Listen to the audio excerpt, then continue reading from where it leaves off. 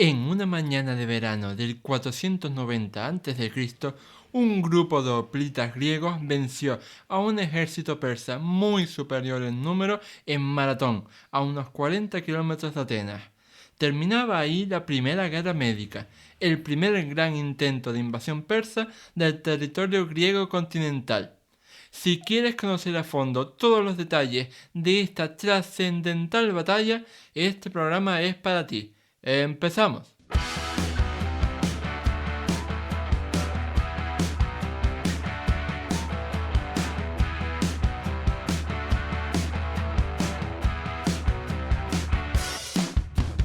Muy buenas a todos y bienvenidos al episodio 69 del podcast de Historia, el programa con el que cualquier persona puede aprender sobre historia independientemente de su formación o nivel de conocimientos previos.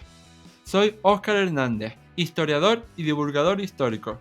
Me puedes leer en mi web Historiae y puedes seguirme y contactar conmigo en mis perfiles en Facebook, Twitter, Instagram, YouTube y TikTok. Por lo general, la historia antigua de Grecia recibe menor tratamiento divulgativo que la historia antigua de Roma. Y eso es algo que nunca he comprendido, ya que muchos acontecimientos de la historia antigua de Grecia explican tan bien el destino que ha tenido Occidente en los siguientes siglos y milenios como lo explica la historia antigua de Roma. Particularmente, las guerras médicas, tanto la primera y la segunda, fueron un punto de inflexión total en la historia de Occidente, ya que estoy seguro de que la historia habría sido muy diferente si los persas hubieran conquistado Grecia. No sé si para bien o para mal, pero desde luego muy diferente. Y si hablamos de batallas trascendentales de las guerras médicas, nos encontramos con las Termópilas, con Salamina, con Platea y con Maratón, una de las primeras y más importantes desde la Primera Guerra Médica. Y bueno, ya que venimos a hablar sobre las guerras médicas y sobre la batalla de Maratón en particular, he querido contar en este programa con Javier Jara Herrero, doctorando en Historia Antigua de Grecia y autor del libro Las Guerras Médicas, publicado en la editorial La Esfera de los Libros. ¿Qué tal estás, Javier? ¿Qué tal, Óscar? Encantado de estar aquí, como siempre. El placer es nuestro porque me encanta hablar sobre historia antigua militar y si nos remitimos a las guerras médicas, pues tú eres el referente que se me viene a la cabeza. Bueno, te agradezco mucho lo que me estás diciendo, aunque creo que hay historiadores consagrados con mucho más recorrido que yo. Pero bueno, el objetivo es llegar por lo menos a ese nivel. Muchas Hmm. gracias. Y bueno, para los que no hayan tenido el placer de conocerte hasta ahora, cuéntanos un poco sobre ti y sobre el libro que tienes publicado. Claro, pues como bien has dicho, soy doctorando en Historia de la Antigua Grecia. Mi tema de investigación está centrado en las relaciones entre la antigua Esparta y el oráculo de Delfos en época clásica, y también se centran en el desarrollo de la democracia argiva en el siglo V antes de Cristo. Fruto de esta investigación ya han sido publicados varios artículos en revistas especializadas. He asistido a diversos congresos nacionales e internacionales donde he expuesto los resultados de mi investigación y, como ya sabes, he publicado un libro sobre las guerras médicas hace ya año y medio en una editorial tan potente como es La Esfera de los Libros, del que estoy, pues, evidentemente orgulloso. Hmm. Sí, y recomendamos este libro a todos nuestros oyentes porque, vamos, estamos a finales de diciembre, todavía da tiempo de comprarlo para los regalos de Reyes. Y bueno, ya que queremos hacer este programa sobre la batalla de Maratón, yo creo que antes de meternos de lleno en ella, la pregunta fundamental sería, ¿qué fue la Primera Guerra Médica en particular y las guerras médicas en general? Ya que esta primera guerra médica es la que incluye la batalla de Maratón. Ujú.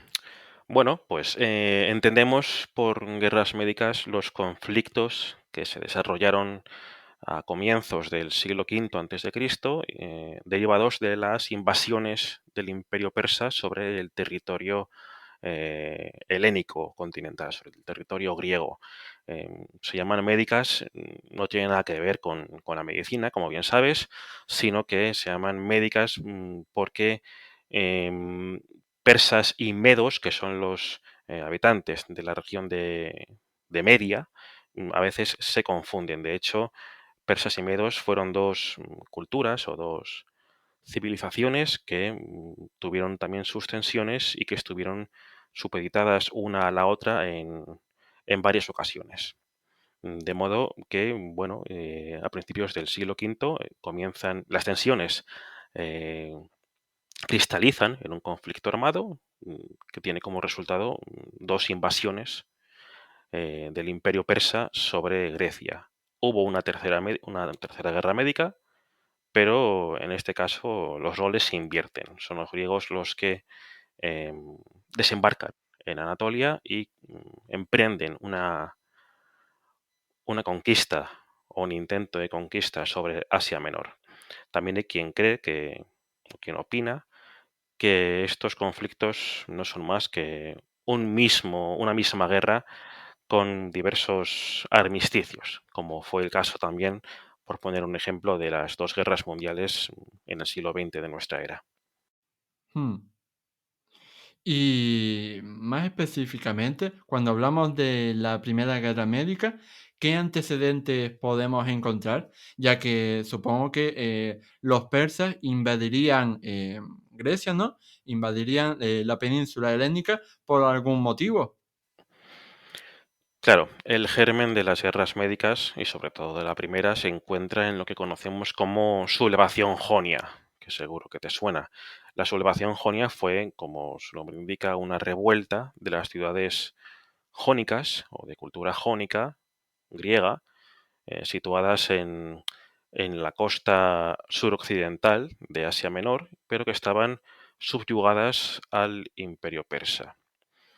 Esta revolución fue fruto básicamente de los egos de diversos políticos, de los diversos políticos que rodeaban a la figura del gran rey de Persia.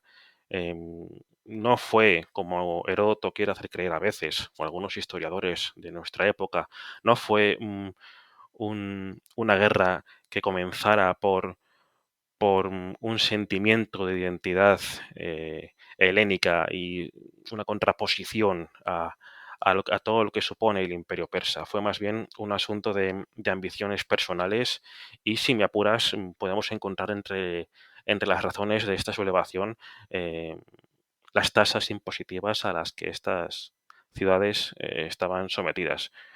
Pero en ningún caso podemos decir que la sublevación jonia tuviera como telón de fondo un sentimiento panhelenista, por así decirlo. Hmm. Y hay que tener en cuenta que esta batalla de maratón tan importante que sucedió, ¿no? Fue, digamos, la culminación, la cumbre de esa primera guerra médica, que por otro lado tuvo otros enfrentamientos, tuvo otros choques entre griegos y persas, sobre todo, ¿no? Por ejemplo, cuando Mardonio llegó a la península y estuvo conquistando por ahí. Después llegaron los persas a hacer ese regalo simbólico de tierra y de agua a las ciudades que quisieran rendirse. Cuéntanos un poco acerca de estos antecedentes de la batalla de Maratón.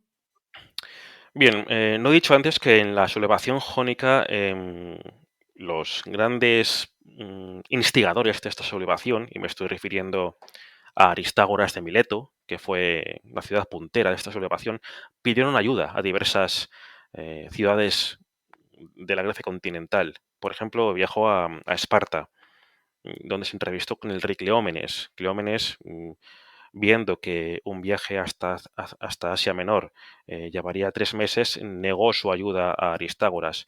Sin embargo, por ejemplo, Atenas sí que concedió ayuda a la sublevación jónica. No fue una gran ayuda, fueron poco más de 20 naves de guerra, pero bueno, participaron por ejemplo, en la quema de la ciudad de Sardes, una de las grandes ciudades del Imperio Persa. Mm, Este incendio de la ciudad de Sardes fue tomado por los persas, y específicamente por el rey Darío, como el casus belli para una potencial invasión posterior de Grecia. Aquí encontramos la motivación más concreta de, mm, del rey Darío para emprender una hipotética conquista de todo el territorio griego que pudiera conquistar, realizar un castigo sobre las ciudades que apoyaron a, a los sublevados jonios, y concretamente en dos, en Atenas y Eretria. Ahí encontramos el germen de esta guerra. Y la primera guerra médica, que comienza en 492, 491, es una guerra principalmente naval. La aspiración de Darío se fundamenta en conquistar todas las ciudades griegas de las Cícladas posibles y convertirlas en bases navales quizá para futuras conquistas. De este modo, conquista Naxos después de un largo asedio. También se dirige a Delos, que no la conquista porque no quiere, porque se supone que en Delos nació Apolo, y eso, bueno, mm, los persas se sabe que respetaban las costumbres y sobre todo las creencias de los pueblos a los que sometían. Y bueno, la campaña de Darío fue bastante exitosa, particularmente en lo que se refiere al mar Egeo. No podemos decir que la batalla de Maratón fuera un- una calamidad desde el punto de vista persa. Simplemente fue un bache en el contexto de una campaña militar exitosa, puesto que los objetivos aqueménidas, los objetivos persas, se cumplieron. Darío cumplió con los objetivos que se planteó, que planificó para esta guerra. Es verdad bueno, que en Maratón sufrieron una derrota, pero de haber conseguido la victoria, puede que no hubiera hecho falta una segunda guerra médica. Hmm. Sí, está claro que muchas veces, sobre todo cuando hablamos, ¿no?, de los autores antiguos grecorromanos, pues les da mucho por exagerar o magnificar, ¿no?, las victorias o las derrotas según les parezca y hacer que parezcan más importantes, ¿no?, de lo que realmente fueron. Sobre todo para el otro bando, que es el que no se ha expresado en esas fuentes. Y bueno, para hablar de esta batalla, para mí siempre es fundamental hablar de la composición de los bandos, quiénes combatían en cada uno de ellos y entonces pues saber eh, si de verdad estaba determinada la victoria de los griegos o pues, podrían haber ganado los persas si se hubieran dado las circunstancias. Entonces vamos a empezar primero por los griegos. ¿Cómo era la composición y liderazgo de ese grupo de militares? Porque muchas veces se habla de la batalla de Maratón como una victoria ateniense, pero los atenienses no eran los únicos que combatieron ahí. Cierto, cierto, es verdad que en Maratón se citaron atenienses en su gran mayoría, y además acudió un pequeño regimiento de la ciudad de Platea. Platea es una ciudad que está encuadrada en la antigua Beocia, un poco más al norte del istmo de Corinto. Parece ser que entre ambas ciudades existía un pacto, una alianza desde décadas atrás, y los platenses decidieron honrar a esa alianza sumando 1000 guerreros. Respecto a la composición de las fuerzas atenienses, hay que tener en cuenta que en Atenas acaba de triunfar un sistema político radicalmente diferente a todo lo que se conocía. Estamos hablando evidentemente, de la democracia, que surge, o mejor dicho, se implementa bajo el mando o bajo el arcontado de Clístenes en el 509 a.C., y se desarrolla de manera tímida. Estamos solo 20 años después de esa, de esa implementación de ese régimen político.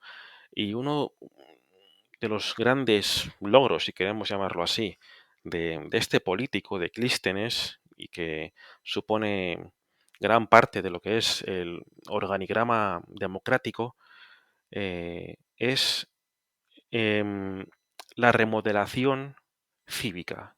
Con esto me estoy refiriendo a la reordenación de los ciudadanos de Atenas. En lugar de, mm, de estar divididos por tribus que tienen un carácter gentilicio, esto es familiar, por lazos de sangre, Clístenes crea un sistema tribal eh, que está fundamentado en el origen geográfico. Y esto provoca que el ciudadano ateniense eh, esté más apegado a su ciudad, a, a su sistema político, que a un sistema de linajes. Esto convierte al ciudadano ateniense en un hombre que se preocupa por la política de su ciudad y que va a luchar por defender su ordenamiento político. Pero esto no solo afecta a la composición cívica de Atenas, también afecta a la composición de las fuerzas armadas de la ciudad.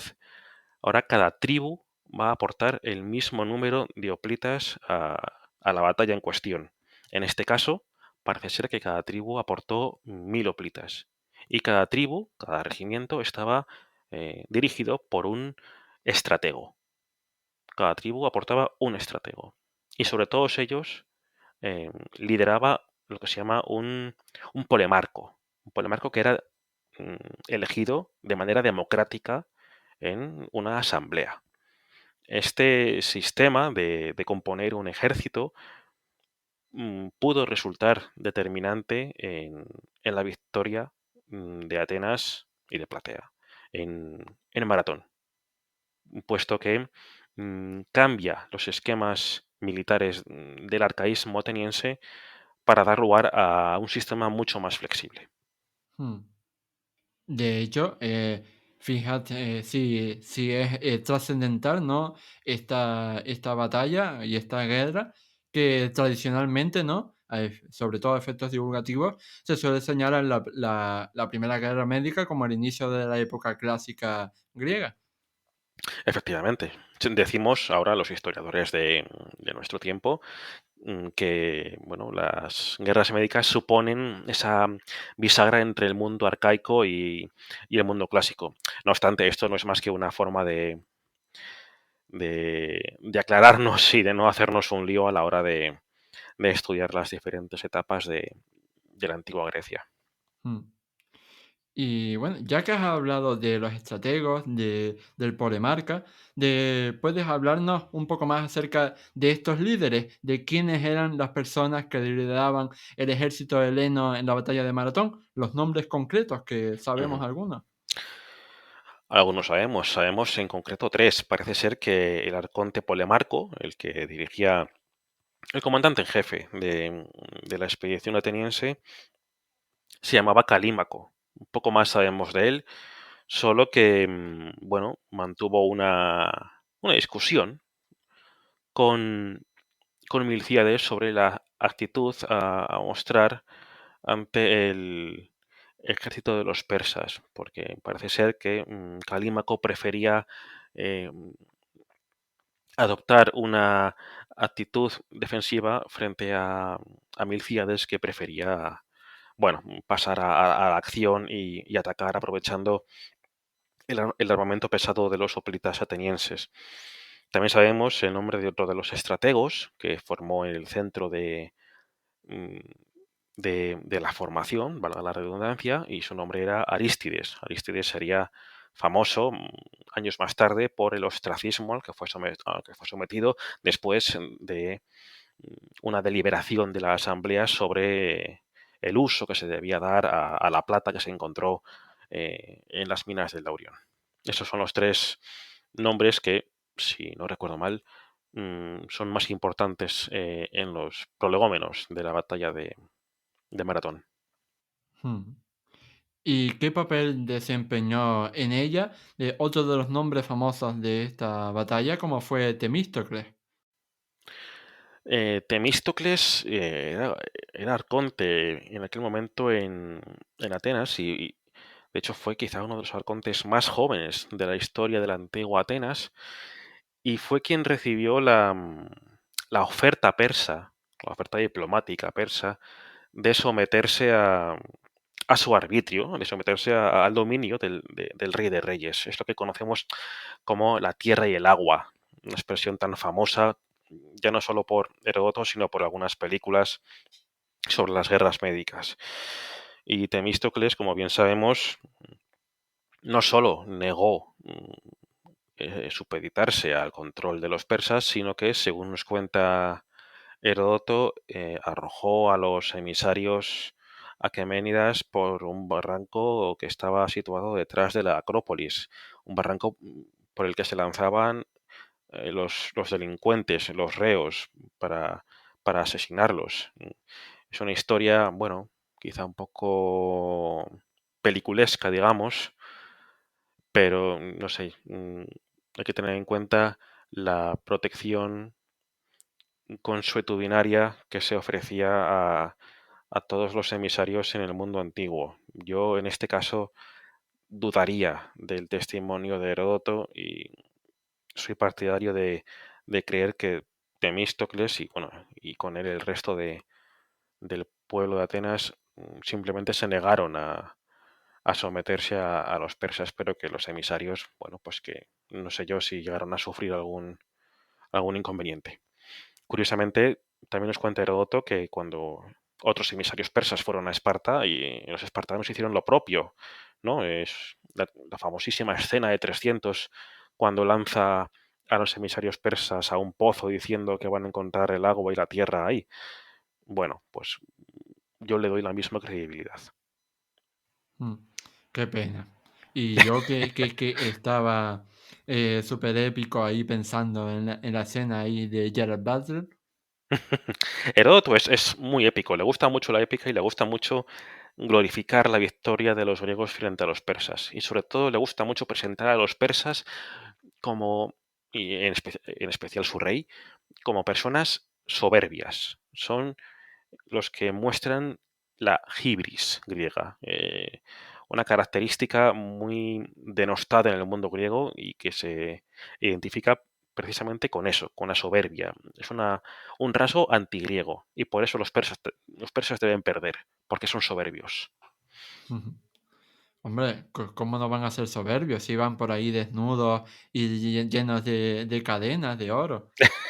Bueno, esa es la visión que todos hemos visto en ciertos largometrajes. Y bueno, precisamente hablando de los persas, de más allá de fantasías hollywoodienses, ¿cómo era este ejército persa que invadió Grecia en la batalla de Maratón?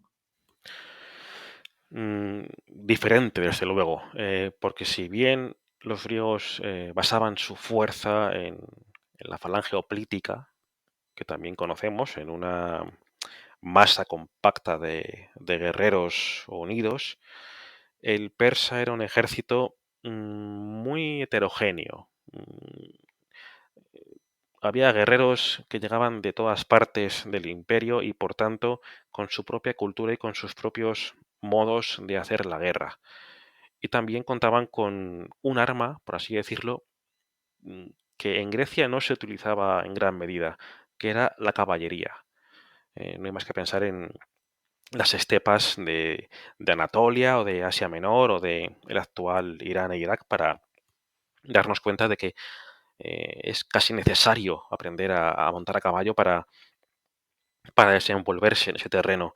Mm, Esa desenvoltura es la que lleva a los persas a utilizar grandes regimientos de caballería en sus ejércitos. Y de hecho, esa caballería dio más de un problema a los griegos en varias batallas, sobre todo en la batalla del Ade, que puso fin en el 494 a.C. A la sublevación jonia. La caballería puso de manifiesto que las falanges griegas, si se utilizaron ahí, mm, flaqueaban. en caso de que la caballería pudiera flanquearlas y atacar por la retaguardia. Por tanto, era necesario eh, que las falanges griegas estuvieran bien protegidas a los lados y especialmente por la retaguardia. Y esto lo tuvieron muy en cuenta los estrategos atenienses a la hora de desplegar sus fuerzas en Maratón. Y por lo demás, los persas contaban con su regimiento más famoso, que era el de los inmortales, aunque no tenemos constancia, al menos desde el punto de vista del relato de Heródoto, de que hubiese inmortales en, entre las fuerzas persas. Sobre todo, lo que más había era caballería y infantería ligera armada con arco. El arco era como un tercer brazo para los persas. Se decía que los niños persas aprendían dos cosas, a no mentir y a disparar flechas con un arco. Así que debían ser ciertamente debían ser mortíferos con los arcos. Así. Entonces tenemos dos fuerzas, una compuesta por falanges hoplíticas, infantería pesada, y otra muy diferente, que está compuesta por infantería ligera y caballería. Hmm. De- que al fin y al cabo hay que tener en cuenta que en las batallas no necesariamente una superioridad numérica es lo que decide que seas tú el que vaya a ganar, porque eso es lo que, por ejemplo, le pasó, ¿no? A Alejandro Magno con los persas también en la batalla de Gaugamela, que los macedonios eran muy inferiores en número y aún así ganaron por una mejor estrategia. Entonces, es importante más que el número pues tener una buena estrategia militar y sobre todo que tu ejército trabaje como si fuera uno solo y no como si fueran 15 ejércitos diferentes combatiendo bajo una misma bandera. Efectivamente, hay varios factores que influyen en el resultado de una batalla, no solo el factor aritmético, sino también, como bien dices, el armamento que utiliza un ejército, sus tácticas, la moral también me parece importante y, bueno, desde mi punto de vista, el aspecto más importante ya no en una batalla, sino en una guerra, es la intendencia, el aprovisionamiento, los suministros. mm, si quitas a un ejército sus, sus suministros, tienes media guerra ganada. Y más en la antigüedad. Mm. Que eso es un poco lo que le pasó, por ejemplo, a Marco Antonio en la batalla de Axio, o mejor dicho, Efectivamente, en los antecedentes de la batalla de Axio. eso es. Pues respecto a esta batalla, Ujú, sobre todo, ¿no? En los instantes previos a que tuviera lugar, hay una hazaña, una anécdota que es muy comentada, ¿no? Muy divulgada, que es la hazaña del atleta Filipides, que ujú. supuestamente recorrió más de 200 kilómetros en menos de 2 días para avisar a los espartanos de que los persas habían llegado y que supuestamente, ¿no? Pues esta hazaña deportiva fue lo que hizo, ¿no? Que al final, pues la palabra maratón quedara como con el significado, ¿no? Que le tenemos hoy en día. Cuéntanos acerca de esta hazaña y qué veracidad histórica le podemos dar. Hay algo que me apasiona del mundo de la antigua Grecia o de la Grecia clásica y es la calidad de la propaganda de los diferentes estados. La historia que me estás contando del atleta Filipides mm, es producto de la propaganda ateniense, que es a su vez de la que Heródoto se hace eco. Eh, Según esta anécdota, cuando los atenienses son conscientes de que los persas se acercan y que van a desembarcar en Maratón, intentan buscan aliados por todas partes y encargan a un ciudadano, a un atleta, a Filipides, que vaya corriendo a Esparta para pedir ayuda. Atenas y Esparta están separadas por más de 200 kilómetros y según Heródoto, este señor llegó en 2 días. O sea que recorrió 100 kilómetros por día, corriendo. A mí me parece complicado, complicado. Además, bueno, esta propaganda está enfocada a desprestigiar a los espartanos, que si bien ahora mismo son aliados defensivos, tienen un sistema político muy diferente al ateniense y compiten, por así decirlo, con Atenas por la hegemonía de Grecia. Busca desprestigiar a los espartanos porque los espartanos se niegan a acudir en ayuda de Atenas, porque según ellos están celebrando una fiesta religiosa. Esta es una de las dos historias que conocemos sobre Filipides, pero siglos después se forja otra anécdota, según la cual este Filipides no va a Atenas, o sea, no va a Esparta antes de la batalla, sino que va de maratón a Atenas después de la batalla.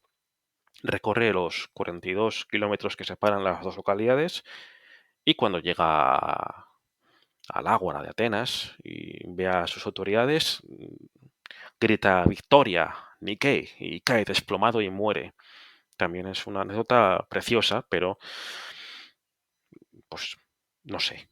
Yo sí, a ver, sabemos que un hombre puede recorrer 42 kilómetros porque a raíz de esa historia ha surgido el certamen maratoniano de la actualidad, pero es cierto que cuando los atenienses vencieron en maratón, tuvieron que volver todos corriendo a Atenas para intentar impedir un golpe de Estado, teniendo en cuenta que los persas, la mitad de los persas había embarcado de nuevo en las naves para rodear el Ática y desembarcar en Atenas, donde supuestamente les estaban esperando los partidarios del ex tirano Hipias, que fue precisamente quien recomendó a los persas desembarcar en la llanura de Maratón, porque ya conocía esa localidad, porque él ya había combatido allí.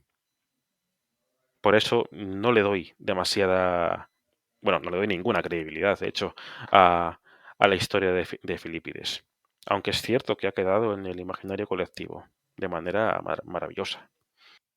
Hmm.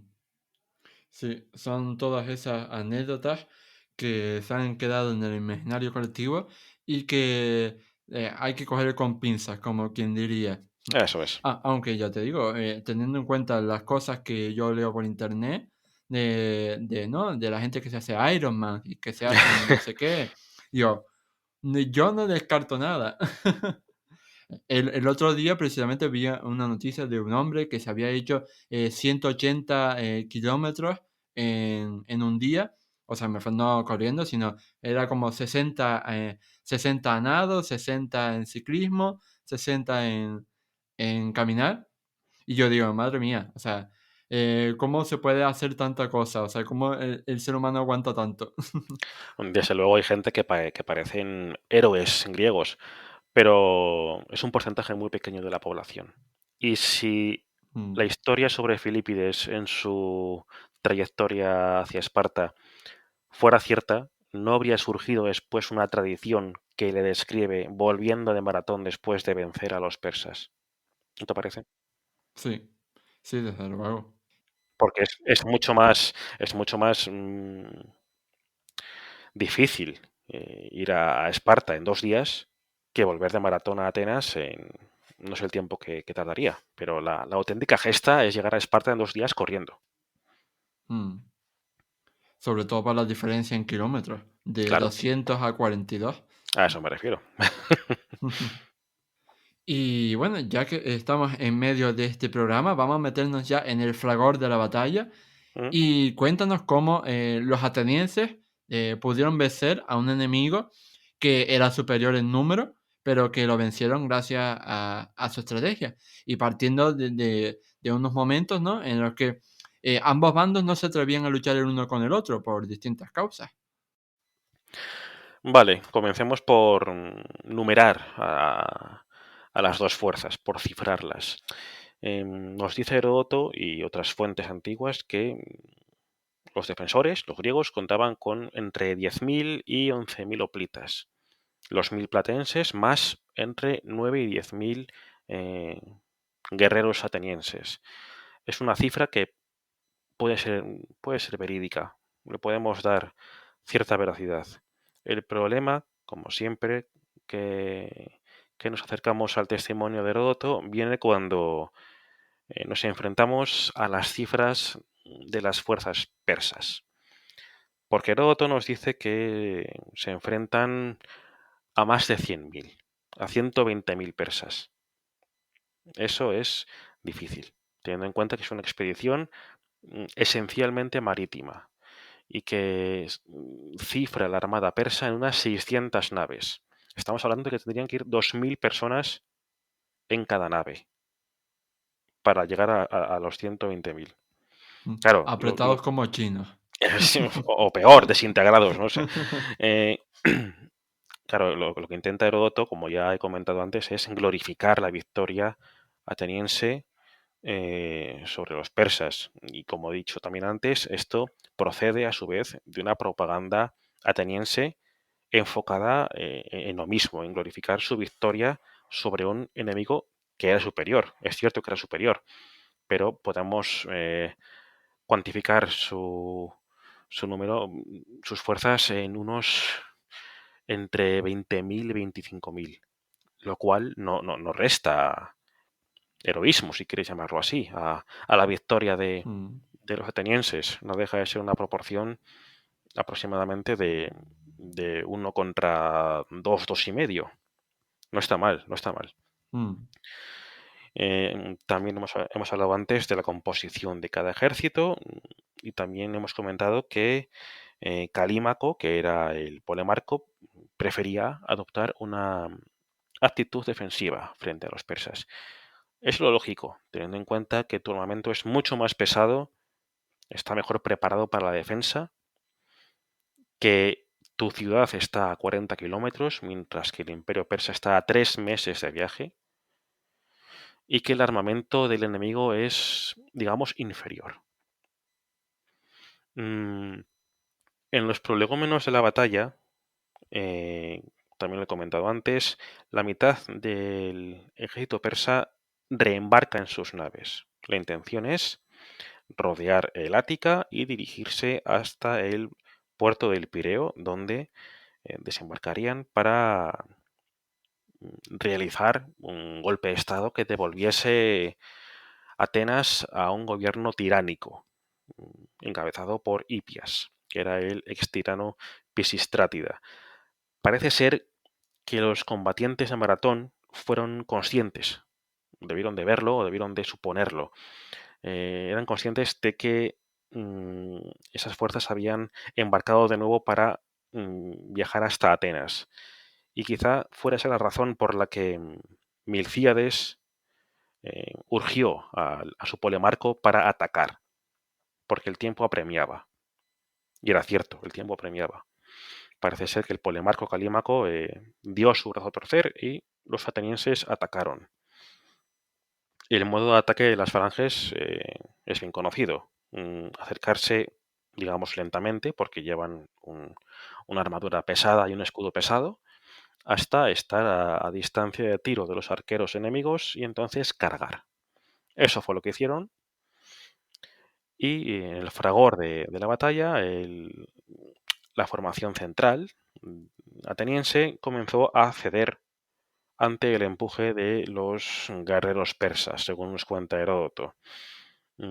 Ante esta situación, lo que se decidió fue mm, realizar un movimiento de pinza. Esto es que las dos alas de la formación ateniense, los dos flancos, envolviesen al grueso del ejército persa, de modo que no tuvieran escapatoria y tuvieran em, los flancos descubiertos.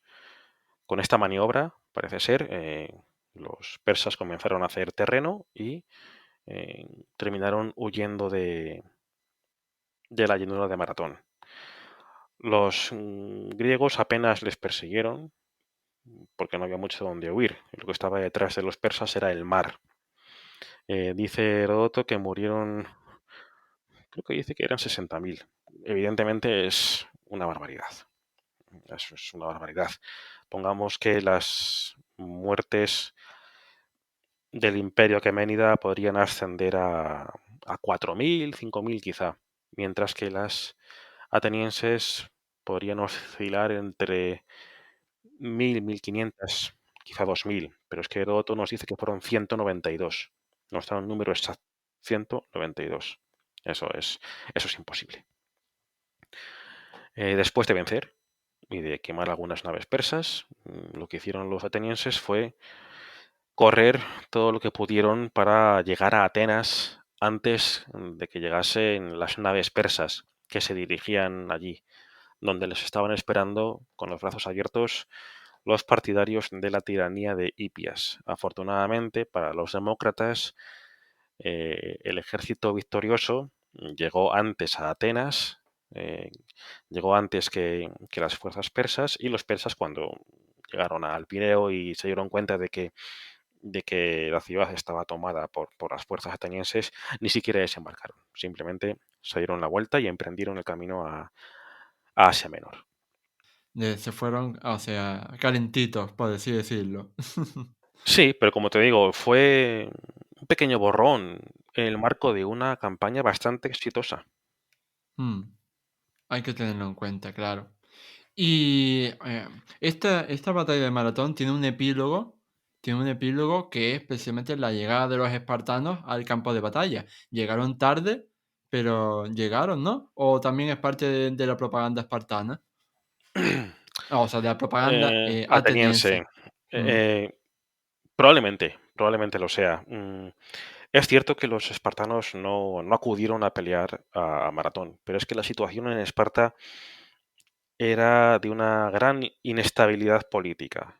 En esta fecha, en el 491, 490, en Esparta se vivían tiempos verdaderamente aciagos. Esparta era una diarquía, como bien sabemos, había un sistema de dos reyes, cada uno de una dinastía diferente. Pero el caso es que estos dos reyes a menudo se llevaban muy mal. Hay una gran rivalidad entre estas dos dinastías.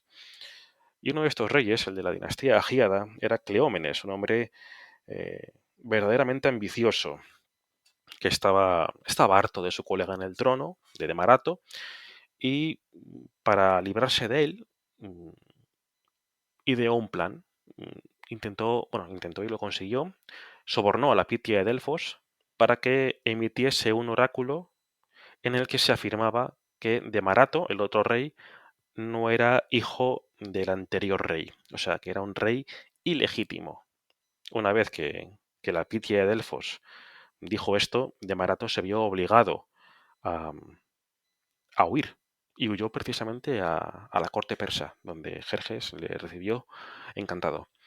Pero el caso es que en Esparta se descubrió el complot. Se descubrió el complot y fue Cleómenes quien tuvo que poner pies en polvorosa y marcharse de Atenas. Se marchó primero a Tesalia y después a la vecina Arcadia, donde parece ser, según Heródoto, que comenzó a idear, comenzó a preparar un levantamiento contra Esparta. Y por esto los espartanos decidieron readmitirle como rey en Esparta. Pero lo siguiente que nos cuenta Heródoto es que Cleómenes, al volver a Esparta, se volvió completamente loco, fue encadenado debido a su locura, pero aún así consiguió un cuchillo y comenzó a suicidarse de una manera poco propia de un rey. Según Heródoto, comenzó a apuñalarse en los muslos y subió en su cuerpo y se apuñaló el vientre y así se dio muerte. Esta es una manera de desprestigiar al rey de Esparta, pero es muy probable que Cleómenes fuera asesinado, porque era un personaje que molestaba desde el punto de vista político. Es muy probable que fuera asesinado. Pues este es el contexto en el que se da la batalla de Maratón. Es comprensible que las fuerzas espartanas no se presentasen para dar batalla a los persas. Tenían cosas más importantes en las que pensar, como su propia supervivencia política. La excusa que Heródoto dice que argumentaron los espartanos es que estaban celebrando una fiesta religiosa. Bueno, sería probable, pero mm, es difícil creer que un personaje con el talante y el carácter de Cleómenes tan belicoso no acudiese a plantar cara a los persas. mm. Sí, así que digamos que a lo mejor la excusa religiosa, ¿no? Esta de que estaban celebrando un festival de las carneas y que hasta que terminara no saldrían, es más bien una excusa. Efectivamente. Y se repite a lo largo de la historia espartana en más de una ocasión. Mm. Madre mía, la historia espartana da para muchos juegos y muchos Desde podcasts. luego. Podríamos hacer, yo creo que un podcast específico en el que todos los programas traten sobre Esparta. Estaré encantado de participar cuando quieras. Y bueno, ya para ir finalizando este podcast, quería hacerte una última pregunta. Y es que a lo largo de todo este programa hemos hablado sobre la propaganda ateniense y la importancia que tuvo antes y después. Y yo quería preguntarte específicamente cómo utilizaron los atenienses su victoria en la batalla de Maratón para, ¿no? para venderse como los mejorcitos del mundo griego. Claro. Pues si bien los persas vieron esta batalla como un pequeño bache, en Atenas el sentimiento era diametralmente opuesto. Habían vencido a una superpotencia eh, prácticamente invicta en campo abierto y lo habían hecho, bueno, gracias al sistema democrático y a las ventajas que proporcionaba su sistema defensivo y sus falanges o políticas.